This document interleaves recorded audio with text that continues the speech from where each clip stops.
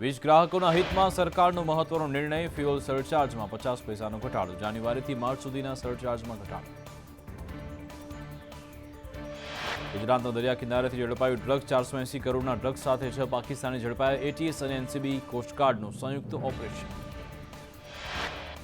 હર્ષ સંઘવીએ police અધિકારીને drugs પકડવા મુદ્દે અભિનંદન પાઠવ્યા. કહ્યું, પોરબંદરથી 185 નોટિકલ માઇલ દૂર પાકિસ્તાની ઝડપાયા. પાકિસ્તાન દ્વારા ડ્રગ્સ ઘુસાડવાનો પ્રયત્ન. રાજ્ય સરકારે ડ્રગ્સ પકડવા બદલ એટીએસને 10 લાખ રૂપિયાનું ઇનામ જાહેર કર્યું. એટીએસ, એનસીબી અને ભારતીય કોસ્ટગાર્ડનું સંયુક્ત ઓપરેશન.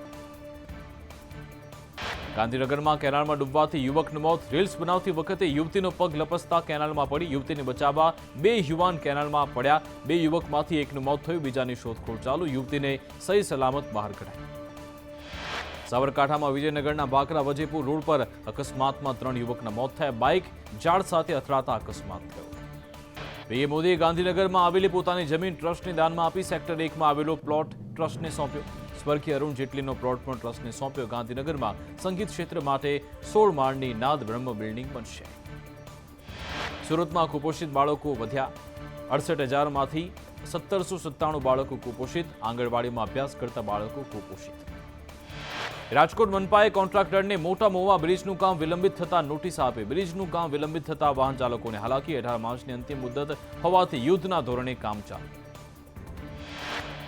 રાજકોટ આવાસ યોજના કૌભાંડમાં તપાસ પૂર્ણ થઈ. ભાજપના બંને કોર્પોરેટર થઈ શકે છે સસ્પેન્ડ. મહિલા કોર્પોરેટરના પતિએ કર્યો હતો કૌભાંડ. સરકાર અને વકીલોની બેદરકારી મુદ્દે ચીફ જસ્ટિસે અવલોકન કર્યું. ચલતા હૈ ચલને દોની નીતિ અને વિચાર બંધ કરો. હાઈકોર્ટે ટકોર કરી. કોર્ટ છે, કંઈ પણ બેદરકારી ચલાવી નહીં લેવાય. એફિડેવિટ સમયસર રજૂ કરો. અરણ્ય દુર્ઘટના મુદ્દે સરકારે કોર્ટમાં જવાબ રજૂ કરતા ઝાટકણી કાઢી. હાઈકોર્ટે મનપા દ્વારા બોટિંગની પરવાનગી વખતે સાવચેતી કેમ ન રખાઈ? શું મનપા પરવાનગી વિના જ બોટિંગ ખુલ્લી મૂકે છે? હાઈકોર્ટે કહ્યું, બેદરકાર કોન્ટ્રાક્ટર સામે પગલાં લેવામાં સરકાર કેમ ઢીલું સંકેલે છે? તમામ તપાસ કમિટીનો કાર્યવાહી રિપોર્ટ રજૂ કરવા કોર્ટે આદેશ કર્યો. પૂરતી વ્યવસ્થા ન હોય તો કાયદેસરની કાર્યવાહી થશે. અમદાવાદ સ્કૂલ વર્ધી એસોસિએશને મુખ્યમંત્રીને પત્ર લખ્યો. સ્કૂલ વાન પરમિટના કેટલાક નિયમમાંથી મુક્તિની માંગ કરી. મૂંઝવણભર્યા નિયમના કારણે આરટીઓ પરમિટ નથી મળતી. 5000 સ્કૂલ વાનને નથી મળી રહી આરટીઓ પરમિટ. પત્રમાં લખ્યું, માત્ર 20 કિલોમીટર પ્રતિ કલાકની સ્પીડે વાન ચલાવવાનો ઉલ્લેખ છે અને આ સ્પીડથી સ્કૂલ વાન ચલાવી અશક્ય. જૂન 2022થી આરટીઓ કચેરીમાં સ્કૂલ વાનોમાં પાસિંગ અટક્યા.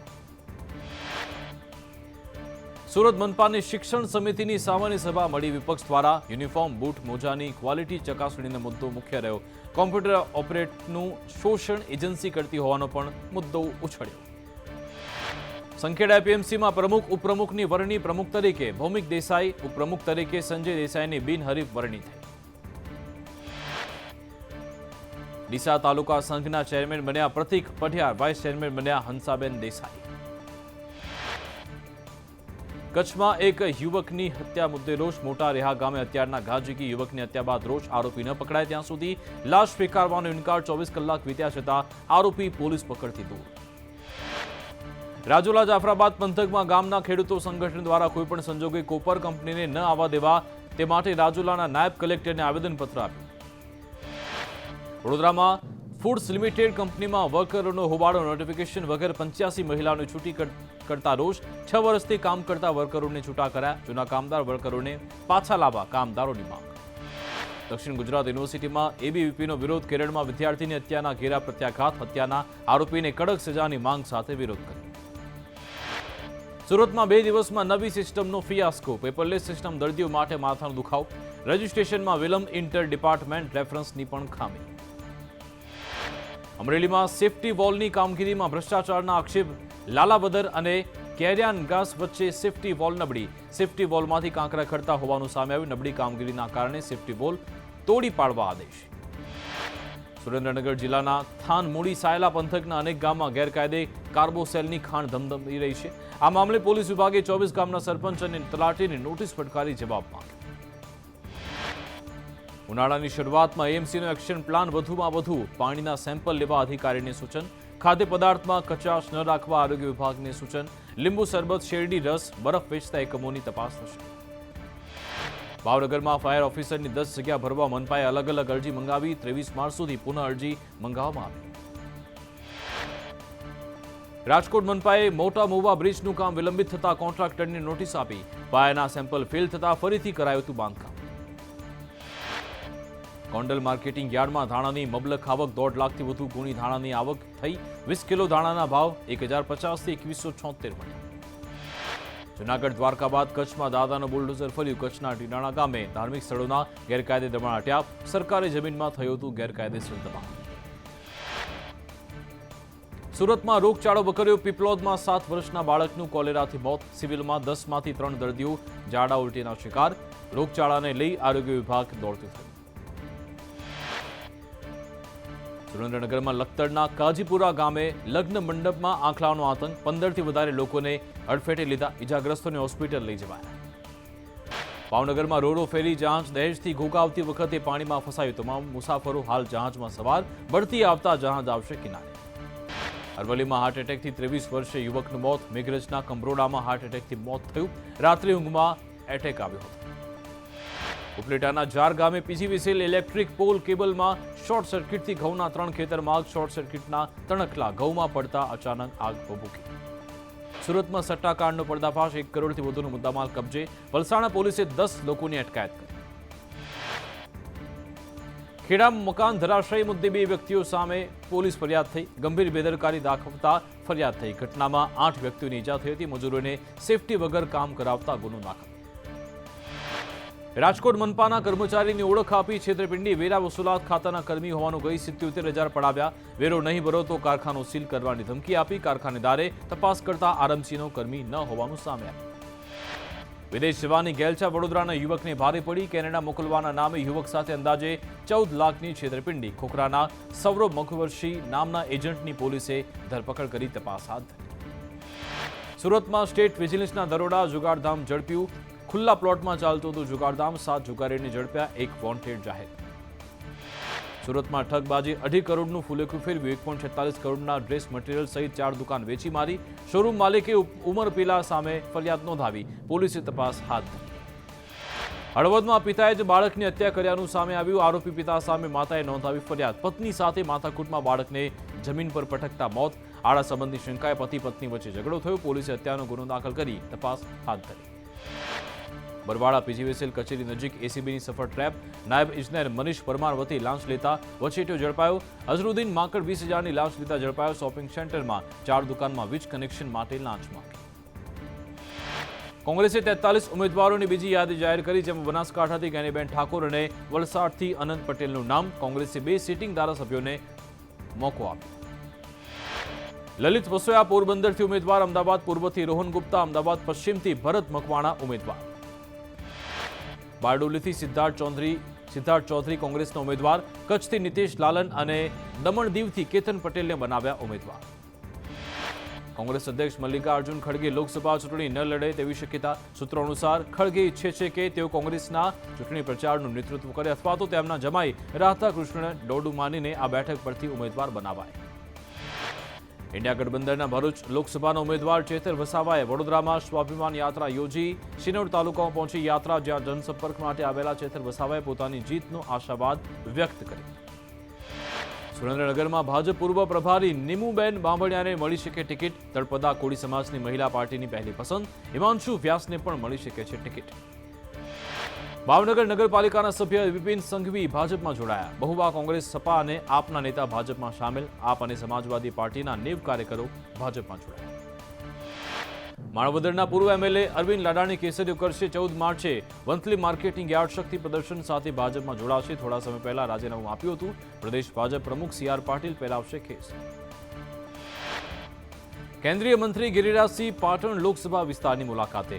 સિંહે બાબતે કહ્યું કે ભારત વંશીને સન્માન દેવાનું કામ કર્યું છે, કોઈ નાગરિકતા છીનવાનું કામ નથી. મહીસાગર જિલ્લામાં મંત્રીઓની ચા પર ચર્ચા. શિક્ષણ મંત્રી અને પ્રભારી મંત્રીએ લોકો સાથે ચર્ચા કરી. કુબેર ડિંડોર અને બચુ ખાબડી દુકાનદારોને વિકાસ કામો અંગે ચર્ચા કરી. હરિયાણામાં રાજકીય ઉથલપાથલ. સીએમ મનોહરલાલ ખટ્ટરે રાજીનામું આપ્યું. નવા મુખ્યમંત્રી તરીકે નાયબસિંહ સૈનીએ શપથ લીધા. હરિયાણામાં લોકસભા ચૂંટણી પહેલા ભાજપ અને જેજેપીનું ગઠબંધન તૂટ્યું. ભાજપે 4 કલાકમાં જ અપક્ષના ધારાસભ્યોના ટેકા સાથે નવી સરકાર બનાવી. એનડીએ ગઠબંધનમાંથી 2 બેઠક જેજેપીને ફાળવા મુદ્દે વાંધો પડ્યો. હરિયાણાની તમામ લોકસભા બેઠક પર ભાજપ ચૂંટણીમાં ઉમેદવાર ઉતારશે. પીએમ મોદી રાષ્ટ્રને વધુ 10 વંદે ભારત ટ્રેન સમર્પિત કરી. પીએમએ 85,000 કરોડના ભારતીય રેલવેના આધુનિકીકરણની ભેટ આપી. રેલવે પરિયોજનાના લોકાર્પણ કાર્યક્રમમાં પીએમએ કહ્યું, રેલવેના ઇતિહાસમાં આવો મોટો કાર્યક્રમ ક્યારે પણ થયો નહીં હોય. આ ભવ્ય આયોજન માટે રેલવેને ધન્યવાદ. રેલવેની આખી સિસ્ટમમાં હવે બદલાવ આવ્યો. અત્યાર સુધી થયેલા કામ તો માત્ર ટ્રેલર હતા. હજુ તો ઘણા વિકાસના કામ બાકી. વિકાસની ગતિ હું ક્યારે પણ ધીમી પડવા દેતો નથી. અમદાવાદથી વિપક્ષ પર પ્રહાર. કેટલાક લોકો કાર્યક્રમને ચૂંટણી સાથે જોડે છે. અમે સરકાર બનાવવા માટે કામ નથી કરતા. અમારા માટે દેશ બચાવો, દેશ બનાવો એ મિશન. આવનારી પેઢીની સમસ્યા ન વેઠવી પડે તે અમારો લક્ષ્યાંક. પીએમ મોદી રેલવે બજેટને કહ્યું કે મેં રેલવેના અલગ બજેટને કાઢી દેશના બજેટમાં જોડ્યું. પહેલા ભારતીય ટ્રેન હંમેશા મોડી આવતી. દેશના 6 રાજ્યોની રાજધાનીમાં ટ્રેન નહોતી પહોંચી. તેમણે કહ્યું, દેશમાં Ramayana circuit, Gurukripa circuit train ચાલે છે. આસ્થા સ્પેશિયલ ટ્રેન ભક્તોને અયોધ્યા લઈ જાય છે. 350 આસ્થા ટ્રેનથી 4.5 લાખથી વધુ લોકોએ રામલીલાના દર્શન કર્યા. કેન્દ્રીય રેલ મંત્રી અશ્વિની વૈષ્ણવે કહ્યું, દેશનું world class operation control centre અહીંયા શરૂ થયું.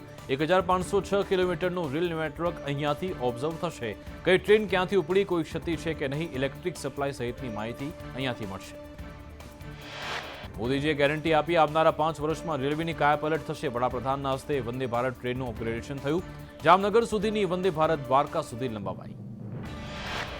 અશ્વિની વૈષ્ણવે કહ્યું કે વડાપ્રધાને આજે 10 વંદે ભારત ટ્રેનને લીલી ઝંડી આપી. ખૂબ ઝડપથી ટ્રેકનું અપગ્રેડેશન થયું. લોકોના રેલવેને જોવાનો નજરિયો હવે બદલાયો. ઓખા સુધી લંબાવવામાં આવેલ વંદે ભારત ટ્રેનને આજે દ્વારકાથી વડાપ્રધાનના વર્ચ્યુઅલી માધ્યમથી લીલી ઝંડી આપવામાં આવી. હવે દ્વારકાથી અમદાવાદ સુધી વંદે ભારત ટ્રેન દોડશે. વડાપ્રધાને ગાંધી આશ્રમમાં ગાંધીજીની પ્રતિમાને પુષ્પાંજલિ અર્પણ કરી. ગાંધીજીના ફોટોને સૂતરની આંટે પહેરાવી નમન કર્યા. આશ્રમની નોંધ પોથીમાં સંદેશ પણ લખ્યો.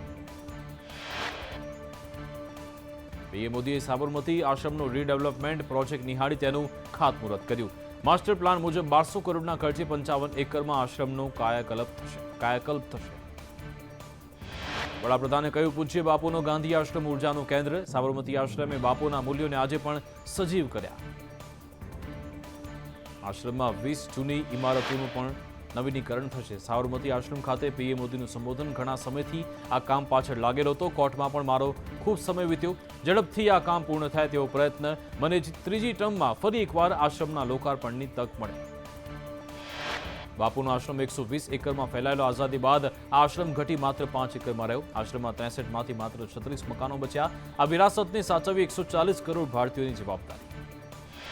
તેમણે કહ્યું, અગાઉની સરકારોમાં રાજકીય ઈચ્છા શક્તિ નહોતી. આપણી વિરાસતને વિદેશી ચશ્માની જોવાની આદત હતી.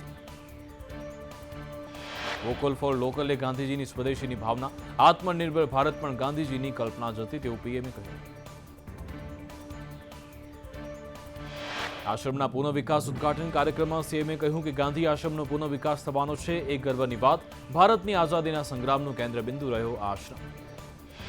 જન આંદોલનના અનેક નિર્ણય આશ્રમથી લેવાયા. આઝાદીના સ્વપ્નને સાકાર કરવામાં આશ્રમની ભૂમિકા. ગાંધીજીના વિચારોને વિશ્વમાં ફેલાવવાનું માધ્યમ બને આશ્રમ.